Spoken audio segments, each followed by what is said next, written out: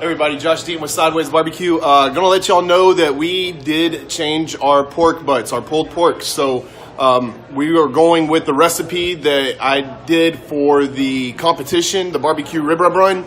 And so we changed up our pork butts. And so they are juicy. And this is the one that we won the People Choice Award on up here.